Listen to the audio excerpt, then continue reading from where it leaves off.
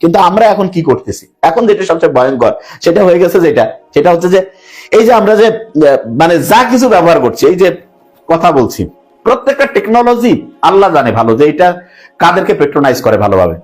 তার মানে আমরা এই যে মিডিয়াম ব্যবহার করে কথা বলছি, এইটা কাদের, মানে এইটা কন্ট্রোল কাদের হাতে, ভালো মানুষদের হাতে নাকি হচ্ছে যে অন্যায়কারীদের হাতে?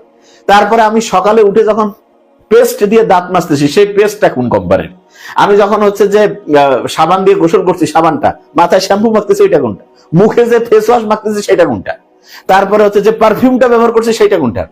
80 থেকে 90% সমস্ত জিনিসের কন্ট্রোল দেখা গেছে এমন লোকজনদের হাতে গেছে যারা খুব একটা মেন্টালিটির দিক থেকে ভালো না। অথচ আমরা কি করলাম? আমরা একটা সেক্টরে উন্নতি করতে পারলাম না। এটা দুঃখজনক। মানে আমি এটা যখন চিন্তা করতেছিলাম তখন সবচেয়ে সবচেয়ে সবচেয়ে কষ্ট লাগতেছিল আমার, যে আসলে একটা জিনিস বানাইতে পারলাম না আমরা, 200 কোটির মতো মুসলমান একটা জিনিস বানাইতে পারলাম না, এবং যেটা জিনিস